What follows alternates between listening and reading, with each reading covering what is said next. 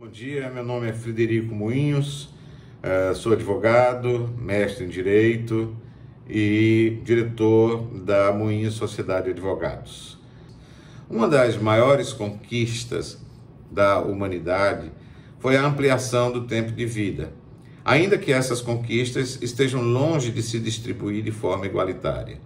Chegar à velhice, que antes era um privilégio de poucos, hoje passa a ser uma realidade bastante presente em diversos países no mundo. No Brasil, o número de pessoas que ultrapassaram aos 60 anos de idade passam dos 30 milhões de habitantes. Isso nos dá um percentual de 15% da população brasileira. Além do mais, projeções apontam também que mais de 4,3 milhões de pessoas idosas vivem sozinhas.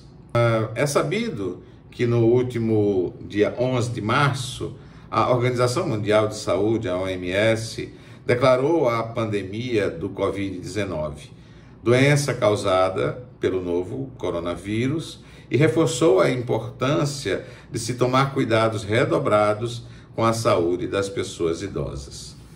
Apesar da Declaração Universal dos Direitos Humanos reconhecer o direito à vida, à assistência médica e ao tratamento digno e igualitário ao longo da vida, durante o combate do coronavírus, o que observamos é uma discriminação cada vez maior e crescente às pessoas idosas, discriminadas pela idade, pela saúde, e muitas, inclusive, encontram desprotegidas em suas residências. A violência no olhar da sociedade para com os mais velhos se espalha em redes sociais com vídeos mostrando idosos, muitos visivelmente em situação de grande fragilidade, como se fossem crianças, ou até em discursos de homens públicos e empresários anunciando a desvalorização da vida dos mais velhos. É fato que grande parte do material que se tem circulado nos últimos dias pelas redes sociais, com sátiras e de humor envolvendo a pessoa idosa, se traduz em desrespeito inadmissível a essa população, a esse idoso, e o que fere as prerrogativas estabelecidas por lei, né, lei federal, que é a 10.741 de 2003, que é o Estatuto do Idoso. Nesse sentido, eu alerto para o risco do preconceito social e do aumento das situações de violência contra as pessoas idosas face ao comportamento da sociedade, quando, na verdade, o que se deveria esperar seria o aumento da solidariedade e respeito a esse grupo populacional que ajudou a construir as nossas cidades e o nosso país. A violência em todas as suas manifestações ligadas à intolerância resulta em um processo que se estende desde o desrespeito ao lugar do outro até a desvalorização do indivíduo. Assim, é urgente pensarmos em mínimos éticos nas relações pessoais e sociais, de forma que a coexistência entre os indivíduos nos diferentes ciclos de vida sejam respeitosas.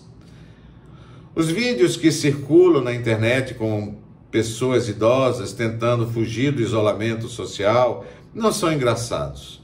Primeiro porque em nada contribuem para que as pessoas entendam a importância do isolamento social durante a pandemia. Depois, reforçam os estereótipos sobre o envelhecimento e sobre a velhice. Pessoas idosas não voltam a ser crianças, não são mais teimosas porque estão envelhecidas e não são incapazes de compreender a gravidade da situação. Por fim, para não me estender mais, algumas dessas pessoas nos vídeos, aparentemente, têm algum comprometimento cognitivo e podem ter dependência química. A igualdade é signo da República e vem como forma de proteger a cidadania e a dignidade, fundamentos do Estado Democrático de Direito, eliminando-se as desigualdades sociais, que é um dos objetivos fundamentais da nossa República. O artigo 1º, o artigo 3º e o artigo 5º falam muito bem disso na nossa Constituição Federal. Pertinente à lição dogmática acerca do artigo apresentado, o princípio da isonomia previsto no artigo 5º, inciso 1º da Constituição Federal, estabelece que homens e mulheres são iguais em direitos e obrigações nos termos da Constituição. São iguais, independentes da idade que tenham. O Estatuto, por isso, é repetitivo, quando garante ao idoso todos os direitos fundamentais inerentes à pessoa humana. Como se precisássemos lembrar à sociedade que idosos também são pessoas humanas. Familiares que filmam provavelmente são cuidadores informais, extremamente cansados e, por não saberem mais o que fazer, cometem, na minha opinião, crime de violência contra a pessoa idosa. Nossa defesa é pela valorização da pessoa idosa, pelo fortalecimento das políticas públicas e pelo olhar sobre as questões que permeiam o processo de envelhecimento. Portanto, coibir a violência é um ato de cidadania. É um ato de valorização da vida humana. É um ato de respeito e cuidado com o outro e, neste caso, em especial, a pessoa idosa. Em tempos de pandemia, natural que tenhamos o cuidado redobrado, especialmente em relação aos idosos que estão em situação mais vulnerável frente às consequências da doença Covid-19, como amplamente sabido por todos. Contudo, é preciso atenção aos direitos da população idosa, principalmente pelos operadores de direito e, mais acentuadamente, pelo Ministério Público, que foi erigido no Estatuto do Idoso como um dos defensores dos direitos da população idosa, conforme preceitua o artigo 72 e seguintes. Sendo que, neste aspecto, instrumentalizou, dando mais ferramentas à instituição nesse mistério. Com efeito, com base nas disposições constitucionais e na Lei 10.741 de 2003, o Ministério Público foi, sem dúvida alguma, a instituição que mais recebeu a maior carga de obrigações para a defesa dos direitos da pessoa idosa. Para alguns, a instituição passou a ser guardiã natural dos direitos e interesses da pessoa idosa. Entretanto, preocupam alguns posicionamentos que considero equivocados, pois podem potencialmente negar direitos de cidadania dos que passaram dos 60 anos de idade. Exemplificativamente, em comentários sobre idosos que teimam em sair para a rua, vê-se comparação deles à criança, numa infantilização indevida, que chega a ser considerada cientificamente como violência psicológica. A insistência de alguns idosos em irem às ruas, mesmo com recomendação de isolamento social, pode ser atribuído a vários fatores. Não tem com quem contar em sua família para ir às compras, ou a ir ao médico, ou a ir à farmácia, ou ainda não gostam do que consideram incomodar familiares. Outros querem reafirmar sua independência ou não acreditam na doença. Afinal, passaram incólumes por vários vírus ou bactérias no decorrer da vida.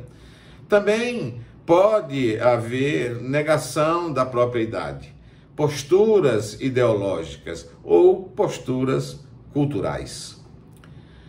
Presenciado debate em um grupo de juristas, indagando se caberia curatela em relação ao idoso renitente, para que o curador vedasse a sua saída, e outra preocupante postura, que foi a do município de Londrina, via decreto 361, de 23 de 3 de 2020, dispõe no artigo 7º o seguinte: a entrada de idosos nos estabelecimentos que permanecem abertos será controlada.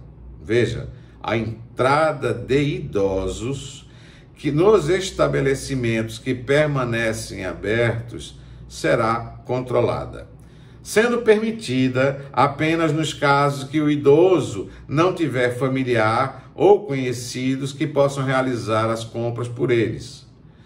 Trago ambos exemplos para uma breve discussão. O que dispõe é reafirmar o direito à igualdade conforme o Estatuto do Idoso. A pessoa idosa goza de todos os direitos fundamentais inerentes à pessoa humana, sem prejuízo da proteção integral, assegurando-se-lhe por lei ou por outros meios todas as oportunidades e facilidades para preservação de sua saúde física e mental e seu aperfeiçoamento moral, intelectual, espiritual e social, em condições de liberdade e dignidade. Esse é o artigo 2º do Estatuto do Idoso. Essa repetição dos direitos fundamentais e sociais, a todos garantidos pela Constituição Federal, sem discriminação, mostra que o legislador do Estatuto do Idoso tinha presente a imposição da realidade do mundo moderno, cruel com os idosos. E assim, de que a lei não apenas repetisse a Constituição, mas também criasse instrumentos mais eficientes para dar efetividade àquelas garantias. No mesmo sentido, há um assegurado direito à liberdade no Estatuto, que é o artigo 3º. É obrigação da família, da comunidade, da sociedade e do poder público assegurar ao idoso com absoluta prioridade a efetivação do direito à vida, à saúde, à alimentação, à educação, à cultura, ao esporte, ao lazer, ao trabalho, à cidadania, à liberdade, à dignidade, ao respeito e à convivência familiar e comunitária. É obrigação do Estado e da sociedade assegurar à pessoa idosa a liberdade, o respeito e a dignidade com a pessoa humana e sujeito e deveres e direitos civis, sujeitos de direitos civis, políticos, individuais e sociais, garantidos na Constituição e nas leis. Quanto ao caso em concreto, aduz o mesmo artigo no parágrafo 1º. Vejamos. Faculdade de ir e vir e estar nos logradouros públicos e espaços comunitários. Dito isso, poderíamos proibir algum idoso, por esta razão de ser idoso, de adentrar em algum estabelecimento comercial? Não. O direito ao respeito consiste na inviolabilidade da integridade física, psíquica e moral, abrangendo a preservação da imagem, da identidade, da autonomia, de valores, ideias e crenças, do espaço e dos objetos pessoais. É dever de todos zelar pela dignidade do idoso, colocando-o a salvo de qualquer tratamento vexatório, desumano, violento, aterrorizante ou constrangedor.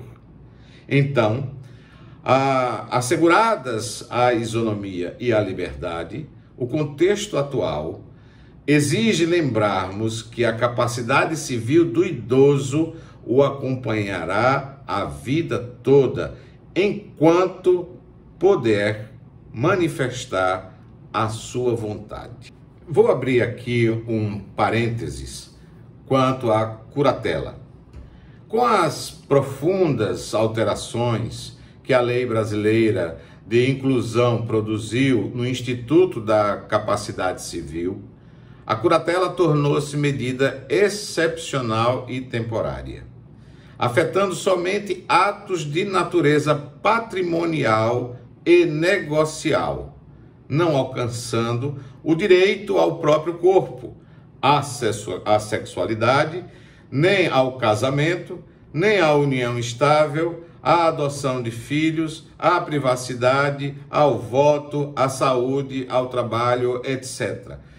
Apenas a curatela tratará das questões patrimoniais e negociais.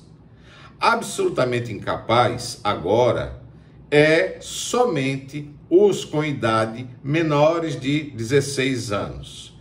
Há, portanto, o reconhecimento da maior autonomia da pessoa com deficiência, que agora deve ser avaliada não por um médico, mas sim por uma equipe multidisciplinar.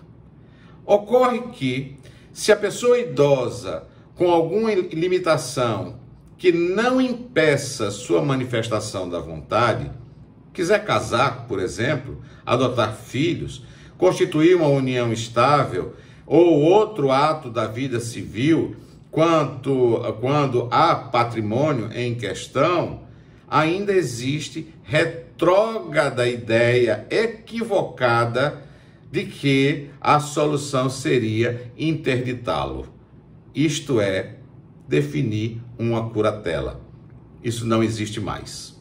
Esta situação exige a atenção do agente ministerial nas ações para estabelecer os termos de curatela, que podem violar o direito ao envelhecimento digno e com respeito. As fragilidades naturais do processo de envelhecimento e até mesmo a presença de doenças que eventualmente podem, no futuro, levar ao impedimento de manifestação de vontade, não autorizam lançar mão da curatela e muito menos relativizar a capacidade civil do idoso faticamente. Observe-se que o direito à liberdade foi prestigiado pelo legislador. O idoso, em condições de saúde ou de doença, tem capacidade jurídica para se autodeterminar. Há que se observar o seu direito de escolha em optar pelo tratamento de saúde reputado o mais favorável. É garantido isso pelo artigo 17 do Estatuto do Idoso. Não estando o idoso em condições de proceder à opção, o parágrafo único do artigo 17 relaciona as pessoas autorizadas a representá-lo, em ordem de preferência. Primeiro seria o curador, depois a família e depois o médico. Na hipótese da escolha ser feita pelo médico, quando não houver curador ou família do conhecido, o Ministério Público deverá ser comunicado para verificar se houve violação dos direitos da pessoa idosa. Se o idoso está acolhido em uma instituição de longa permanência, destaca-se a importância de informar aos familiares a sua condição de saúde, colocando a par de suas responsabilidades. Ressalto que abandonar idoso em uma instituição de longa permanência é crime previsto no artigo 98 do Estatuto do Idoso, bem como acerca de eventual obrigação alimentar dos filhos. Agora, se temos um idoso plenamente capaz, não há como vedar a ele que, por exemplo, faça por si mesmo suas compras, o poder público pode, obviamente, recomendar o isolamento ou aplicar a multa administrativa, acaso prevista e persista em descumprir. Mas vedar o direito do idoso ir e vir é ilegal.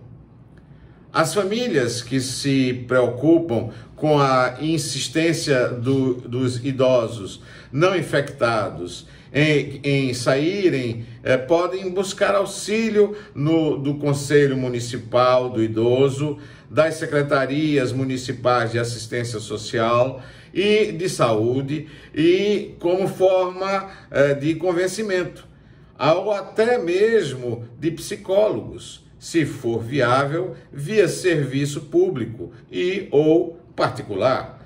Assim é que, mesmo em contexto de pandemia, não se justifica o desrespeito às garantias e direitos das pessoas idosas, ao mesmo tempo em que a autonomia da vontade e a plena capacidade civil do idoso devem ser observadas. Mister saber, há que se resguardar o interesse coletivo à saúde pública, analisando-se as situações de forma individual e aprofundada.